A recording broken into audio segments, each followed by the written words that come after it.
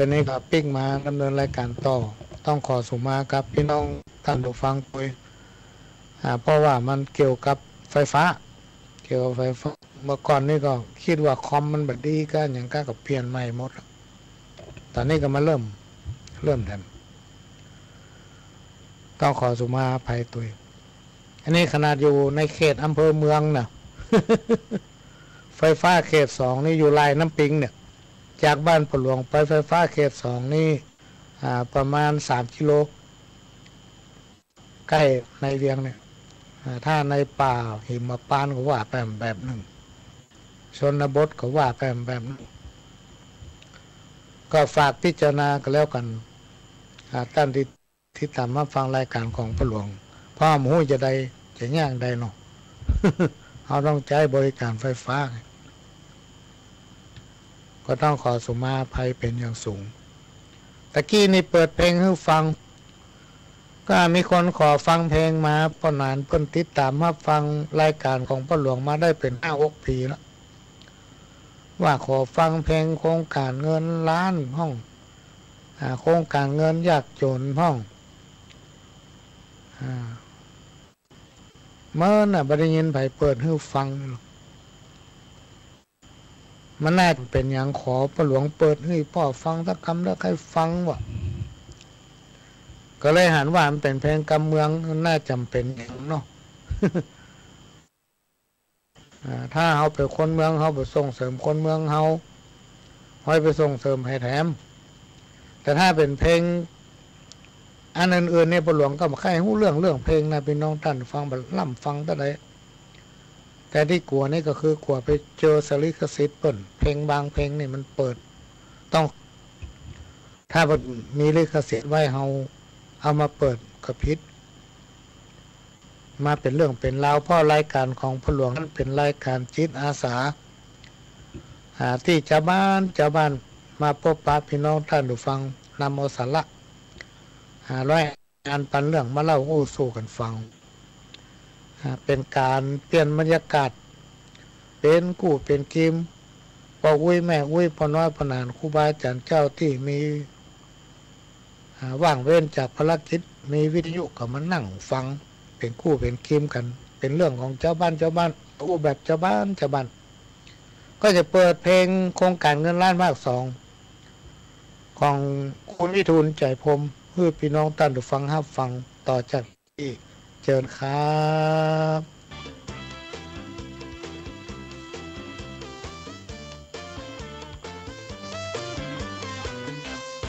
เศรษฐกิจกำลังเบิกบานเพราะว่าเงินล้านรัฐบาลให้มาช่วยกันแบบราคายืมเงินไปกาเพื่อพัฒนาครอบครัวพ่อหลวงประกาศเสียงตามสายล่วงหน้าเป็น 3-4 วันน่ะคือมาประชุมเรื่องเงินล้านเพราะถึงเวลาต้องใจหนี้คืนล่ะโอ้ยังมากันเต้าเอี้ยนี่ที่ต้องจะเอาเงินนี่หลายแตะหลายว่าบ้านพ่อหลวงมีที่อยู่เอาไผว่าได้กู้เงินแล้วไปกาไปขายร่ำรวยพองกาโอ้ยังดักปิ้ง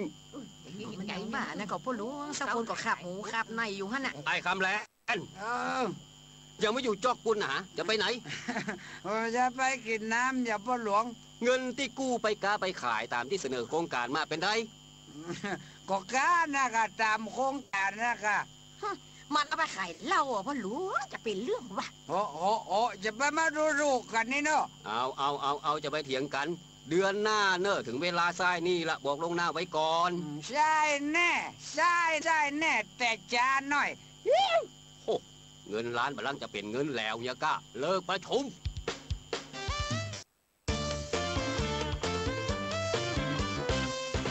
ซื้อของก็ต้องจ่ายเงินยืมเงินเปิ้นก็ต้องใจคืนโครงการเงินล้านยืมเวลาใจคืนจะไปคืนบ้านได้เอาถึงเวลาใจนี่กันแล้วเนอะไผที่ยังไม่ได้ใจตัวนี้ใช่แล้วยังขาดกัน4-5 ลายแล้วเจ้าพ่อหลวงโอ้ขาดไผนี่ฮะอ๋อเนี่ย ก็ไม่ให้คำแลนี่คนละเนี่ยมาได้ทรายเนี่ยโหคนเป็นสี่เป็นห้าก็ยื้อฆ่าคนเดียวอ่ะโอ้ไอ้คำอย่ามาจ่ายหามันจะเอาปัญญาที่ไหนมาจ่ายป้าหลวงกู้เงินไปขายเหล้าแต่กายคำโอ้เขาแปะลูกให้มาแปะสู่หันมาใส่บะมีบันนี้ใบใจหันเป็นกรรมการเอ็นห้าวหูบันเลอะกรรมการบางคนก็ใบใจชูก็ดึงเอากันบกป้องกันห้าวหูกะไอ้คำไปว่าอย่างอ่านคนอื่นเป็นเสียหายโล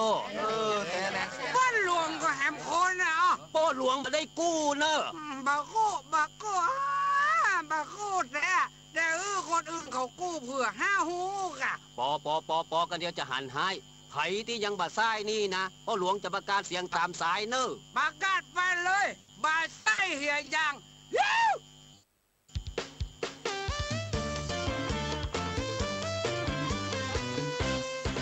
กฎระเบียบหมู่เฮาตั้งไว้ทุกคนเข้าใจไม่มีใครโต้เถียงถึงเวลาจะมาบ่ายเบี่ยงจะมาขึ้นเสียงเถียงกันทำไมอะโหลรายชื่อต่อไปนี้คือผู้ที่ยังบ่ส่งเงินล้านเตื้อ1ไอ้คำแลนหยุดป้าหลวงชัดป้าหลวงผมอยู่นี่เนอะบ่ได้หนีหน้าหายไปไหนมาชาติหน้าชาติตากันอย่างล้ำเหลือบ้านนี่มาอยู่เห็นดิกะโอ้มาอยู่แล้วจะไปอยู่ไหนจะแยกหมู่บ้านคนเดียวกะจะเป็นป้าหลวงคนเดียวแยกได้อย่างใดวะก็มีวัดเดียวอาจารย์ก็มีคนเดียวไม่มีปัญหาหรอกอาจารย์ว่าจะเอาพ่อผมเนี่ยก็เป็นน่ะไปอู้อย่างอันมันบาดีบ่าวะดีบ่พ่อหลวงมีปัญหาก็อย่ามาอู้อย่างเงี้ยคำแลนอันพ่อหลวงมีปัญหาเฮาเดียวกันบ่ได้เลยเอาหมู่เฮาเดียวหมู่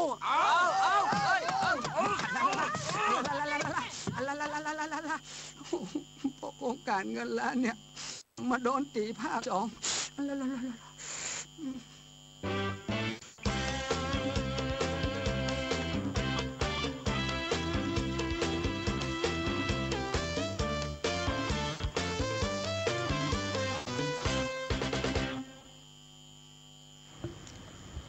ขณะนี้พี่น้องท่านผู้ฟังก็กำลังรับฟังรายการสาระสปะจากสถานีวิทยุกระจายเสียงพุทธศาสนาแห่งชาติและสังคมขึ้นเพื่อการศึกษาพระพุทธศาสนาและวัฒนธรรม FM 104.50 เมกะเฮิรตซ์จากวัดฝ่ายหินวัดฝ่ายหินตั้งอยู่ตำบลสุเทพอำเภอเมืองวัดเชียงใหม่หลังมหาวิทยาลัยเชียงใหม่มช.พี่น้องท่านผู้ฟังดำเนินรายการโดยก้าวกับผมพระหลวงสว่างท่าดินจันทร์ประธานเครือข่ายกองทุนแม่ของแผ่นดินจังหวัดเชียงใหม่และ8จังหวัดภาคเหนือบ้านต้าร้องขี้ขวายมาพบปะกับพี่น้องท่านผู้ฟังตั้งแต่เวลาบ่ายโมงไปถึงบ่าย3 โมงรายการของพระหลวงสว่างท่าดินจันทร์จะมีวันอาทิตย์บ่ายโมงถึงบ่าย3วันจันทร์วันพฤหัสวันศุกร์2 ทุ่มครึ่งถึง5 ทุ่มแล้วก็วันเสาร์4 โมงไปจนถึง6 โมงแมลงเป็นรายการที่นำเอาสาระร้อยอันปันเรื่องจากประสบการณ์ตัวเองที่ได้จดได้จำของครูบาอาจารย์มานำอู้เล่าสู่กันฟังหู้ไว้ใจว่าใส่บาแบกหามส่วนใหญ่ก็จะนำเอาวัฒนธรรมประเพณีพื้นบ้านล้านนาเนี่ยมาเล่าอู้สู่กันฟังเป็นรายการที่อาสาสมัครพี่น้องท่านผู้ฟังบ่มีรายได้บ่ได้หาผลประโยชน์จากการมาจัดรายการวิทยุอุทิศเวลานี้เพื่อเป็นวิทยาทานมอบให้พี่น้องท่านผู้ฟังทั้งหลายเพื่อเป็นบุญเป็นกุศลสถานีวิทยุของวัดฝ่ายหินนั้นเป็นคลื่นเพื่อศึกษาพระพุทธศาสนาและวัฒนธรรมเต้ากับเป็นห้องสมุดหงใหญ่หอสมุดที่ใหญ่ที่สุด ราะว่าทางสถานีจะพยายามนำเอาสาระสะพัดจากท่านผู้รู้มาออกอากาศให้ฟังจะลิงก์เอาเสียงยานจากรายการต่างๆที่หันว่ามันเป็นประโยชน์ต่อพี่น้องท่านผู้ฟังมาออกอากาศฟังตลอด24 ชั่วโมงเป็นสถานีวิทยุของพี่น้องท่านผู้ฟังทุกคนทุกท่านที่เราต้องช่วยกันทนุบำรุงเรื่องการน้ำค่าไฟจีปะทะและก็การซ่อมบำรุงมันก็จะต้องมีการบำรุงทำอ่านมันก็มันก็ลุกก็เสียอย่างไปนี้เป็นต้นเพราะนั้นเราช่วยกันรักษามาเป็นเวลาเมินเวลามีรายการดีๆท่านก็จะได้ฟังและนำเอาสาระนั้นไปเผยแพร่ต่อข่าวสารเกี่ยวกับวัดบ้านโรงเรียนมันมากจะเป็นสิ่งที่เป็นประโยชน์ต่อสังคมชุมชนนั้นๆเพื่อนำไปประยุกต์ใช้ในการพัฒนาตนเองในการพัฒนาสังคมชุมชนนั้นๆหูไว้ใจว่าใส่บาตรให้หามผู้ที่มาในการทุกท่านก็มีความประสงค์ที่จะนำเอาสาระที่เป็นประโยชน์เพื่อท่านทั้งหลายได้รับฟังกันเพราะนั้นให้ต้องช่วยกันทนุบำรุงสถานีพี่น้องท่านฟังเจริญที่วัดฝ่ายหินได้ทุกเวลาพระหลวงต้องขอสุมาภัยกับพี่น้องท่านฟังที่บางเตื้อไม่ได้มาเข้ารายการเนื่องจากว่าช่วงระยะที่ผ่านมาต้องบำบัดตัวเก่าแล้วก็บางช่วงก็ไปทำภารกิจซึ่งเกษียณอายุเมื่อเดือนเมษายนแต่ก็ยังเป็นประธานเครือข่ายของทุนแม่ของแผ่นดินของอำเภอเมืองเชียงใหม่และของจังหวัดเชียงใหม่และก็8 จังหวัดภาคเหนือก็ยังมีภารกิจที่ต้องสานต่อให้มันจบด้วยมีความตั้งใจว่าอยู่กับพี่น้องท่านผู้ฟังนี่ไปจนพี่น้องท่านผู้ฟังก่ายบ่ฟังละท่านใดที่มีความสนใจจะนำเสนอข้อคิดฝากพี่น้องท่านผู้ฟังทางบ้านท่านก็โทรมาได้ที่053-110-638โทรมาได้ออกอากาศ053-110-638อันเนี้ยถ้าท่านโทรมาก็ออกอากาศไปเลยท่านจะนำสาระดีๆเกี่ยวกับบ้านเฮาเมืองเฮาที่มันแบบไปกระทบกระเทือนไผบอกว่าผู้หนึ่งผู้ใดบ่เสียดสีคนหนึ่งคนใดเนี่ยเอามาเล่าสู่กันฟังย่อมได้บุญได้กุศลพี่น้องท่านผู้ฟังเพราะครูบาอาจารย์เพิ่นบอกว่าการทำบุญนั้นถ้าเฮามีสตุ้งสตังแต่เฮามีสติปัญญาเฮาก็สามารถแบ่งปันหาความรู้ภูมิปัญญานั้นให้คนอื่นๆได้ก็ได้บุญเหมือนกัน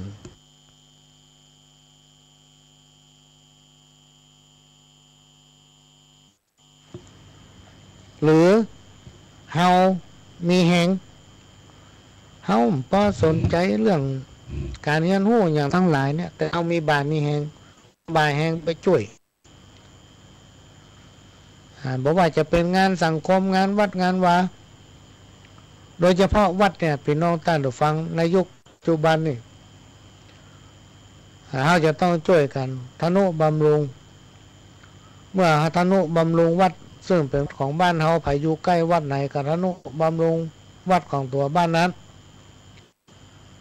ก็จะเป็นประโยชน์เป็นการสืบทอดตนาของพระพุทธศาสนาในการทนุบำรุงขวงอารามขวงแก้วทั้ง3เนี่ย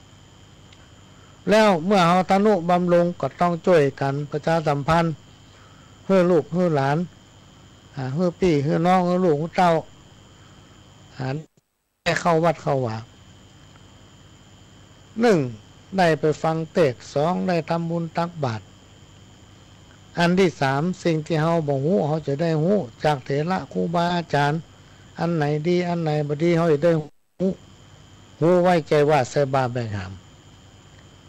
ก็ได้ชื่อว่าเป็นผู้ที่ได้ปฏิบัติ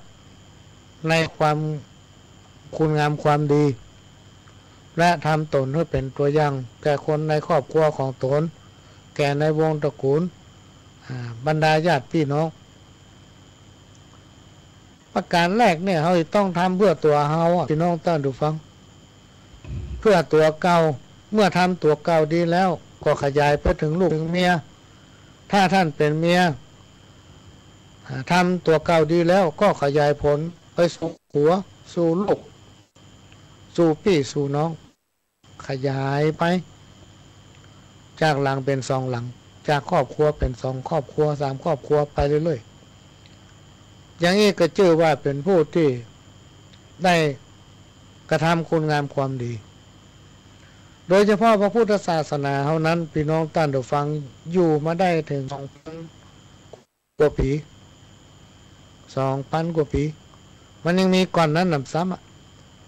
2,562เนี่ยอาจจะมีก่อนนั้นได้ 2,000 3,000 กว่าปีก็เป็นเปิ้นยังอยู่ได้มาตลอดถึงเฮาพี่น้องท่านผู้ฟังแล้วมันจะมาเสื่อมมาหายในช่วงของเฮาเนี่ยในฐานะที่เฮาเป็นลูกเป็นหลานเฮามีวีรบุรุษผู้ที่กอบกู้บ้านกู้เมืองนะมีบรรพบุรุษผู้ที่รักษาหีบห้อยประเพณีมีปู่ย่าตายายสืบทอดมาเป็นทอดมาจนถึงเฮาแล้วมาหายในช่วงของเฮาเนี่ยแล้วในอนาคตลูกหลานเขาจะอยู่จะได้พี่น้องท่านผู้ฟังถ้าโอ้ถึงในยุคปัจจุบันเนี่ยอย่างต่างๆเนี่ยมันมีการพัฒนาก้าวไกลรวมเป็นความเฉลียวฉลาดของคนมันก็มีการพัฒนาบอกว่าจะเป็นทั้งด้านจิตใจมันสมองสปะสะเปดไปไกลจนเฮาเนี่ยโดยบัดนั้นแต่ถ้าเอาบัดดึงเอาจิตเอาใจเขามาสนใจธรรมะกรรมที่ว่าคุณนั้นเข้ามาประจำจิตใจธรรมะอันเป็นกรรมสั่งสอนของสัมมาสัมพุทธเจ้านั้นมันใหม่มันตันยุคตันการสมัยอยู่เสมอถ้าผู้ใดสามารถนำมาคัดเกาจิตใจนำมาฝังอยู่ในจิตสำนึกก็ได้ชื่อว่าเป็นคนที่มีศีลมีธรรมคนที่มีศีลมีธรรมนั้นสิ่งที่บดีย่อมบักกระทำแน่ย่อมมีความละอายเหมือนครูบาอาจารย์เปิ้นบอกว่าความบัดนี้เนี่ยความบัดดีความชั่วเนี่ยคนดีทำบัดได้พี่น้องท่านผู้ฟังเพราะมันอายเปิ้นไอ้ทำอย่างลงไปมันกึดถึงพี่ถึงน้องกึดถึงพ่อถึงแม่กึดถึงวงตระกูลกึดถึงครูบาอาจารย์กึดถึงคนนั้นคนนี้มาทำละเนี่ยความชั่วหรือความบดีนี้คนชั่วทำได้ง่ายก็คนชั่วมันมากึดถึงไปสักคนคนชั่วเป็นคนหันแก่ตัวหันแก่ได้หันแก่จินเอาตัวมันรอดว่าแต่ถ้าไปบอกว่ามันเป็นคนบดีเนี่ยมันโคตรคนบดีถ้าเขาว่ามันบดีเนี่ยมันโคตรพี่น้องท่านผู้ฟังเหมือนกับคนที่มีทิฏฐิคนที่มีทิฏฐิสูงเนี่ยพี่น้องท่านผู้ฟังหักล้างมาได้นะแสดงความคิดเห็นมาได้มันโคตรดีบดีนำละอย่าเนี่ยมันใจมูเฮานั่นน่ะเนี่ยปัญหาที่มันเกิดขึ้นเพราะฉะนั้นองค์สัมมาสัมพุทธเจ้าหรือครูบาอาจารย์เพิ่นนำเอาธรรมะเนี่ยมาประยุกต์แล้วง่ายๆมาเป็นปุคลาธิฐานมาเป็นสิ่งสมมุติเปรียบเทียบให้เราฟังว่าคนเฮาเนี่ยพื้นฐานจะอย่างใดกระจ่างจะล่ำจะรวยจะมั่งจะมีจะจบมีปริญญากี่ใบก็แล้วแต่บอกว่าจะอยู่ที่ไหนไปที่ไหนเพื่อทำตัวเป็นน้ำกึ่งแก้วนะเพื่อทำตัวเป็นน้ำกึ่งแก้ว พี่น้องท่านฟังเวลาไปที่ไหนตั้งใดเนี่ยสิ่งที่เฮาบ่ฮู้จะได้ฮู้สิ่งที่เฮามีอยู่ในอกในใจเฮาฮู้มาเต็มที่มันจะได้ฮู้เพิ่มขึ้น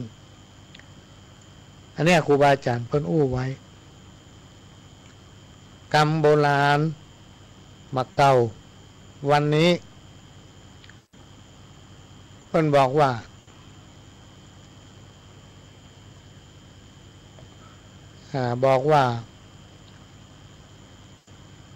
ใจ3 โบสถ์นั้นหนาบดีเอามาเป็นมิตรสิทธิ์ใกล้ยิง3 ผัวแถมไว้ใจบ่ได้เก่งใจมันยาสารพัดใจ3 โบสถ์นั้นหนาบดีเอามาเป็นมิตรสิทธิ์ใกล้แม่หญิง3 ผัวไว้ใจบ่ได้เก่งใจมันพัดเจ้าอาวาสนั้นหนาถ้าผ่านมาแล้ว3 วัดซื่อสัตย์มีน้อยเต็มทีเป็นคนใจฮ้อนขาดธรรมะขันติเอาได้บ่ดีเอาดีบ่ได้ อันนี้เป็นกรรมกล่าวที่มีความหมายพี่น้องท่านผู้ฟังมีความหมายสอนใจคนเฮาใจ3 บทก็คือบวช3 เตื้อบวชอยู่ไปซิกไม่เหรอบัดนั้นได้ศึกษาพระธรรมวินัยฮู้แจ่มแจ้งสักคำซิกออกมาปัญญาที่ไหนกำพดโอ้บ่ไหวละ3 วันนี้4 วันไข้ไปบวชแถมเนี่ยบวชอยู่วัดไปตัดกิเลสตัณหาไม่ได้ซิกออกมาแถม นะอยู่ตั้งนอกเนี่ยการทำงานกับพ่อเป็นคนเคยอยู่สบาย3 วันนี้4 วันให้ปิ๊กไปบวชแถมเนี่ยคำเนี่ยปนห้องว่าบวช3 เตื้อห้องว่าใจ3 บทโยมไว้ซิกมาแถมเนี่ยปนว่าบดีเอามาเป็นมิตรชิดใกล้เขาจะโอ้ถึงว่ามันเป็นคนแค่แต่พี่น้องท่านผู้ฟังถ้าว่าเต็มบาทนี่กับบาทป่ายบาท25 บาท50 บาท75ใจร้อนเลยแช่มันแน่นอนบ่มีความเป็นตัวเก่ามีความลังเลในอกในใจระวังไว้แล้วไม่ยิง3 ผัวครูบาอาจารย์คนเฒ่าคนแก่เพิ่นว่าเป็นคำโบราณไว้ว่าไว้ใจบ่ได้พ่อมันเก่งใจมันยาสารพัดพ่อมันมีกู้ข้างกองมาได้3 คนละ เนี่ยเอาลักไหนบ่ได้เป็นคนใจล้วนเล่มันแน่นอนเนี่ยอันนี้ก็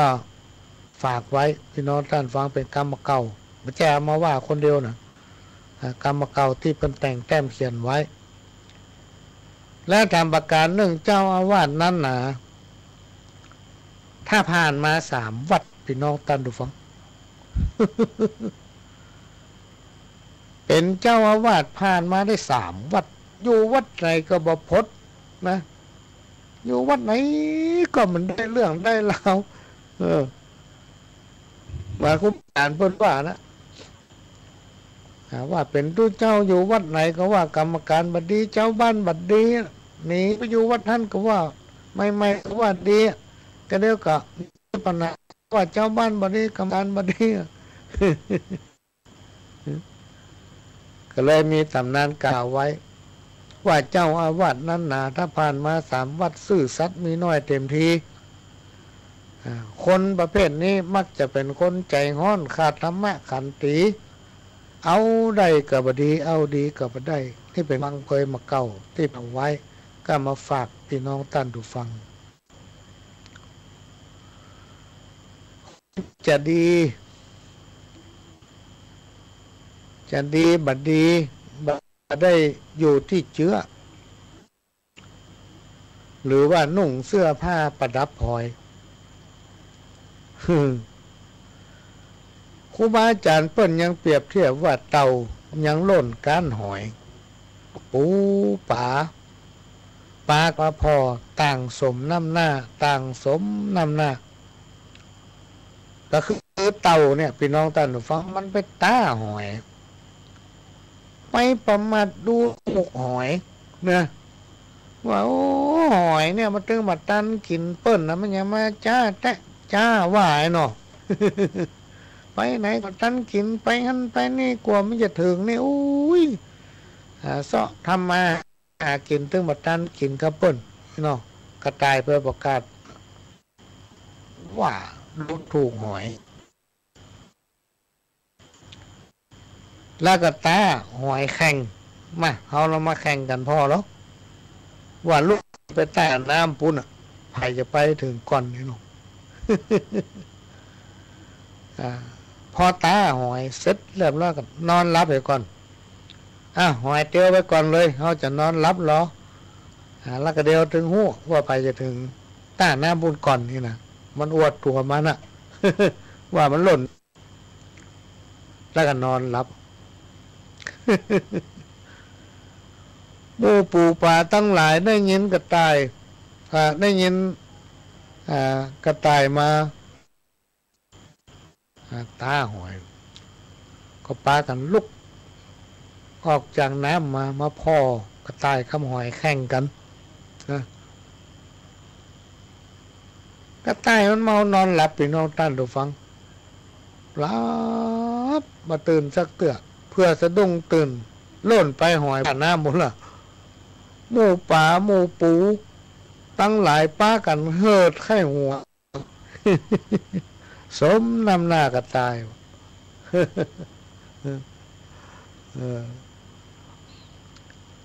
เนี่ยปูป่าป้ากันมาพ่อต่างกระสมนำหน้าคนที่อวดตัวพ่อเหมือนผีบ้าแสดงท่าทางออกมาหือหันซัดคนคมบ่ได้คมเขาบ่ได้วัดนะกันที่กำอู้เนอไหนเปิ้นจะพ่อความคิดและกิจกรรมหรือพ่อปัญญามันมุ่มกะว่าเลี่ยมหันเปิ้นบะปากจ่าจะได้กู้ลูกแขวนเศษผ้าขี้นิ้วอ่านปกเงินแสนเพียงแต่บะแมนฮื้อไผ่หันเต้าอั้นฮื้อไผ่หันเต้าอั้นอันนี้เป็นกรรมเก่าที่ครูบาอาจารย์เพิ่นเปรียบไว้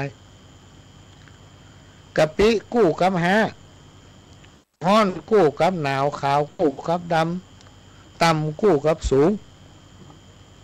คุณลุงกู้กับคุณป้าหน้ากู้กับหลานน้อยหนานกู้กับน้อยกับอุ้ยน้อยหนานเนี่ยไปไหนก็จ้างไปโอ้นั่งโอ้คนเฮาเป็นยังเพราะมันเคยอยู่กับกันพายคอยเนี่ยกู้กับพายปอก หอกกู้กับงัวกับควายโดนหลัวกู้กับเต่าอังโลป่ากู้กับน้ำถ้ำกู้กับสีมีกู้กับเพิ่งเขียงกู้กับจีนผ้าสิ้นนี่กู้กับแม่หญิงนะขิงกู้กับต่ำกุ้งนี่โลพี่น้องท่านผู้ฟังต่ำกุ้งนี่ใส่ขิงถึงลำแต้เนาะ ลำแต้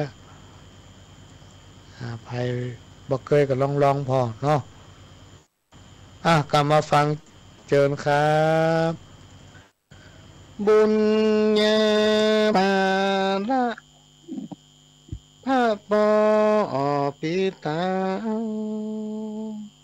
มีเต้าได้จากฟังเนอลูกเต้าบนตันโล้นเรือเนื้อหัวตังเก้าเป็นสัตว์บังเงาลมพักต้นโพสไลกิ่งใบมีนัก นกหนูย่อมเข้าไปนอนกุลปอ21กุลแม่12ปีตามารดอนเป็นพระผู้สร้างถ้าเล็กเขา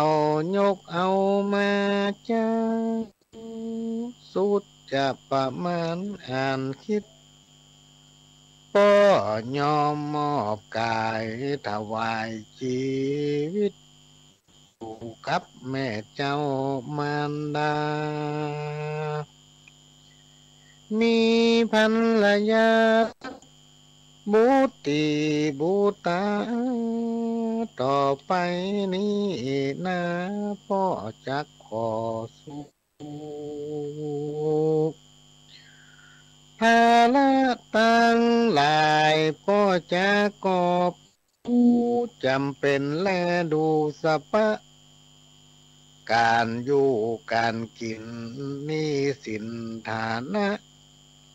ตั้งแต่สร้างบ้านจันก่อน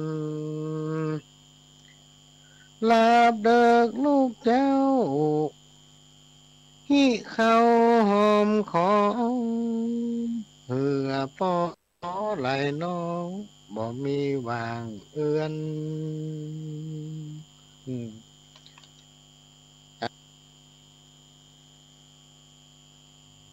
เอามาฟังข้าวบทต่อไปพี่น้องท่านดูฟัง ทุกขังโลเกสัพเพวะทุกในโลกสงสารเปิ้นเล่าจ่าไว้มี108ประการเกิดมาพบปานมนุษย์รุ่มใต้ทุกฮ้อนทุกหนาวเจ็บเป็นเมื่อยไข้ทุกเป็นหวัดไอกระเพาะทุกน้ำปักตีนทุกเป็นหนี้นักทุกโรคสักอย่างทุกจมทุกขังกับลูกกับเต้าทุกอิดทุกหิวคนแก่คนเฒ่าทุกบ่มีแหงอ่อนพัก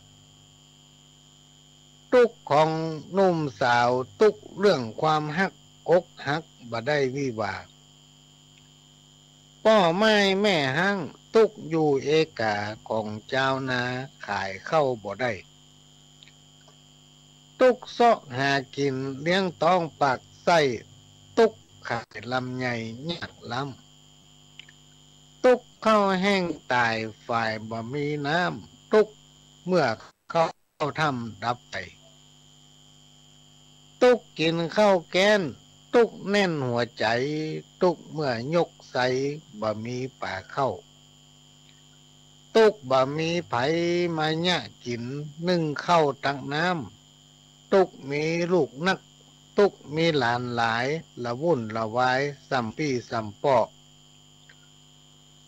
ทุกของทหารได้จับม่านห่อที่ลุกลามเขตท้ายตำรวจสำเร็จทุกจับผู้ร้ายทุกบ่าวบ่าฮักทุกสาวบ่าหุมทุกถูกเปิ้นลุมบุบตีเข็นฆ่าทุกที่เป็นลุงบ่มีแม่ป้าทุกไล่วงศาเอาอาพี่น้องทุกบ่ได้แต่งได้ย่องควงงามทุกจีบนักร้องทุกกิ๊กมาตามทุกน้องเมียบังงามทุกยามกินข้าวทุกมีผัวขี้เหล้าทุกลูกทุกผูมัวเมาเล่นไพ่ทุกเขามาใช้เงินยืมทุกมีเกลือยามทุกบ่มีเกลือยามเมื่ออมเมี่ยงทุกหมอยาเมืองหายจ้าทุกขายของเหลืองเป็นทุกแม่ก้ากำให้บ่ได้ผู้ตื่นทุกใจคนฮักมันแล้วมาขืนทุกกินแกงนอหืนปากบืนพื้จื้อทุกของยาจกขอเปิ้นบ่ฮื้อตุ้ยปุ่มหลามทุกแอวบ่าแค้ว ตุกของผู้นำกำนันแก่บ้านตุกอปตก็มีหลายด้านเรื่องการบ้านเมืองสปะสจสสตุกมีภาระปัญหาต้องใส่ชุมชนตุกไข่วันนกตุกสัตว์ปีขนเกษตรตำบลหกเหนือล้นใต้ตุกของหมอรักษาโรคไข้แผ่ววัดอกเก้าตุกคนส่งของต้องรับดึกลูกเจ้าตุกลืมมาเข้ายามแหลงตุกบะหมี่ถ้วยจอนยามเมื่อกินแกงตุกบะหมี่เมียแปงตุกเหงานั่งให้พ่องเป็นพ่องตุกเป็นใบตามกรรมตัวตันจวบปบตุกทกสตุกใจนี่บ่ครบขายเข้าบ่ได้ราคาฟังไปเวลาหมดละพี่น้องท่านผู้ฟังก็หลวงก็จะขอนำรายการนี้จากพี่น้องท่านผู้ฟังไปก่อนขอให้ทุกคนทุกท่านกินข้าวลำนอนรับโชคดีเหมือนกันคู่คนจากกระผมพระหลวงสว่างธาตุอินจันทร์ขอสวัสดีครับ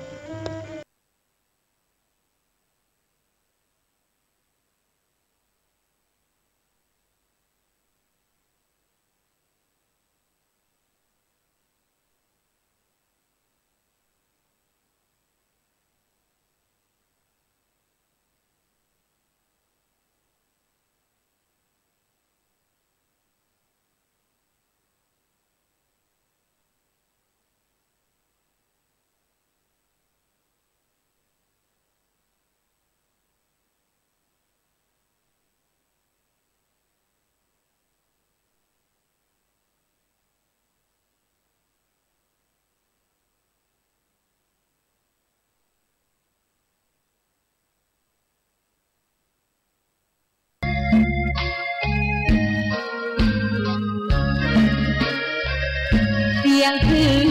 ทำบอก